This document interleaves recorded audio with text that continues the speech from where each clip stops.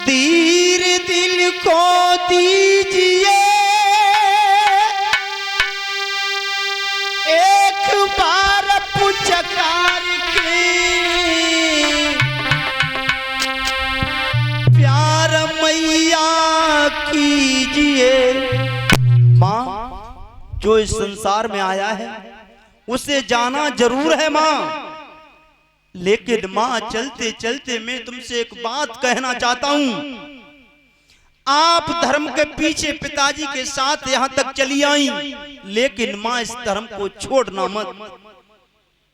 तो आज जब रोहितास को गोदी में माँ ने उठा लिया, तो आज रोहितास की माँ तारा अपने पुत्र रोहितास से क्या बोली है?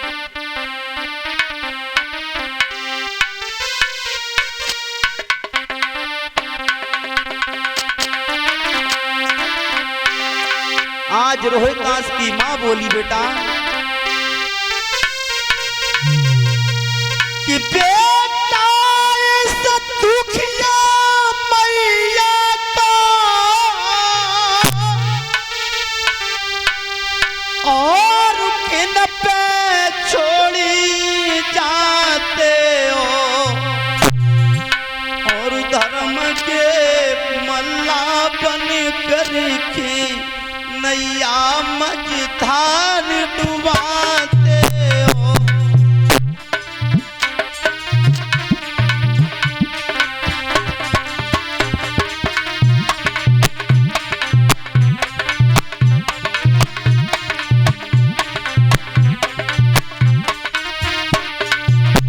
माँ बोली, बेटा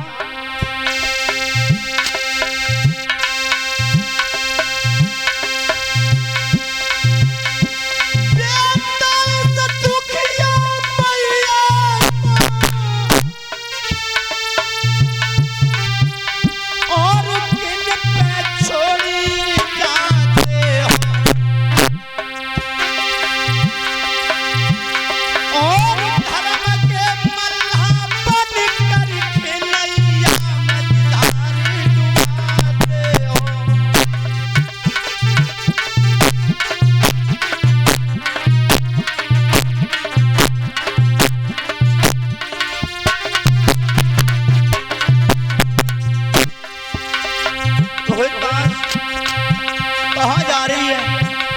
बोली माँ, मेरे पति से बिछुड़ा न बहोलना, मैंने तेरी आस लगाई है, और तू भी जाए रहो छोड़ी कोई नहीं महताई है।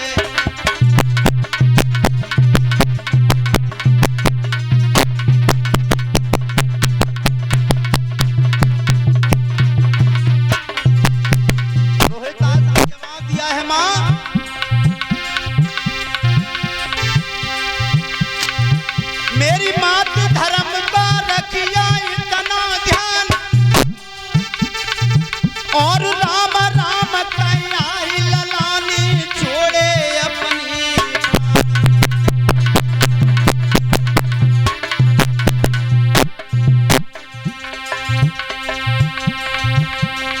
जागी मैया बिलखत रही, बाग से बेटा बज गए, जागी मैया बिलखत रही, बाग से बेटा बजियो है।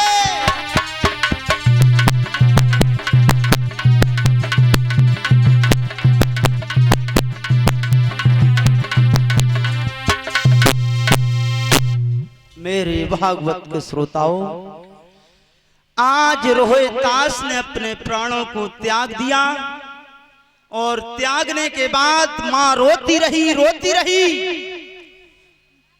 जब मां रोती रही तो उस बाग में एक मालिन आई है, जवाब दिया है, बहन देख तेरे पुत्र को एक सर्प ने डसा है, तेरे पुत्र की लाश फट जाएगी बहन, इसलिए तू एक काम कर, अपने पुत्र को ले जा करके तू इसका अंतिम संस्कार करवा दे। आज एक अबला जाति एक माँ उस जंगल में अपने पुत्र की लाश को अपने हाथों पर रखे हुए है महाराज। विचार करती है, परमात्मा तूने मुझे इतने कष्ट दिए हैं जो मैं सहन नहीं कर पा रही हूं। तो मेरे भागवत के श्रोताओं, माँ के पास में इतना भी पैसा नहीं था जो अपने बच्चे के लिए कफन भी खरीद ले। माँ को बहुत गिलानी हुई, बहुत चिंता हुई। तो माँ मालिन ने जवाब दिया है, बहन अपने पुत्र के ऊपर तुम ऐसा करो, कुछ फाड़ करके डाल लो। तो माँ ने कौन सा काम किया है महाराज, अपने पुत्र की लाश के ऊपर आधी साड़ी फारी मातनी और कुमर को कफन बनाओ और ले बेटा की लाश अंगारी को जन पैर बनाओ।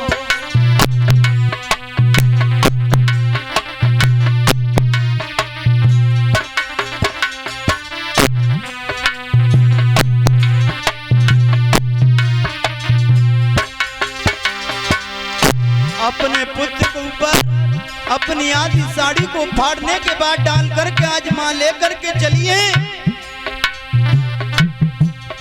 आरे रोबत चीखत चली डंगर में रोहित की महतारी।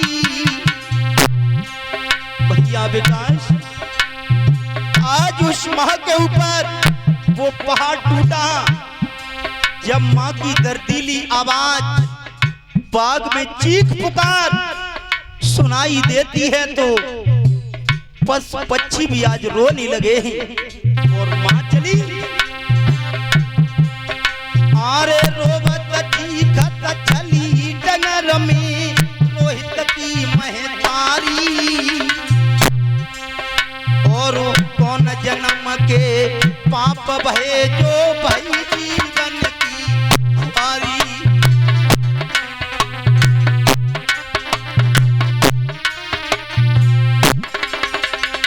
और आरे पहुंच गई शमशान घाट में तीनों लला लिटाई।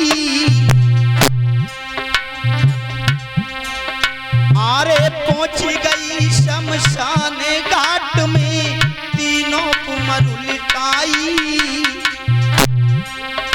और देख की लाश बेटा की तो ने भूख गए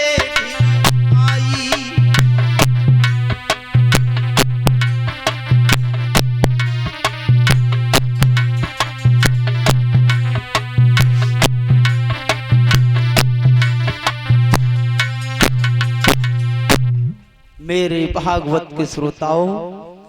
मां अपने पुत्र को लेकर के शमशान घाट में पहुंच गई और इसी के बीच में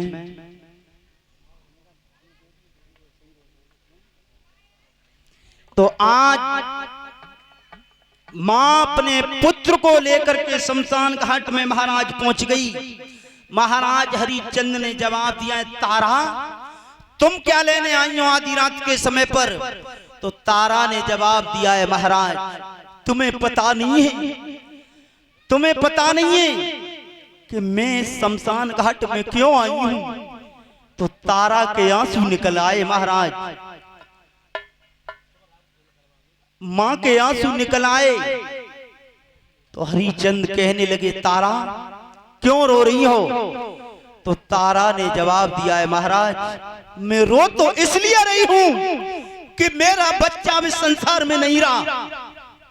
जो महाराज हरिचंद ने महाराज उस कफन को हटाया तो क्या देखा है कि रोहितास की लाश पड़ी हुई है। महाराज हरिचंद बेहोश हो गए। जब होश आया तारा ने जवाब दिया है, महाराज इसका अंतिम संस्कार कर दीजिए। हरिचंद कहने लगे, तारा मुझे कर का टका चाहिए। तारा कहने लगी, महाराज मेरे पास कुछ नहीं है, कुछ भी हो वही दे दो। तारा ने कहा है, मेरे पास कुछ नहीं है। हरिचंद कहने लगे, तो इसकी लाश नहीं जलेगी। तारा ने जवाब दिया, महाराज क्या ये पुत्र तुम्हारा नहीं है।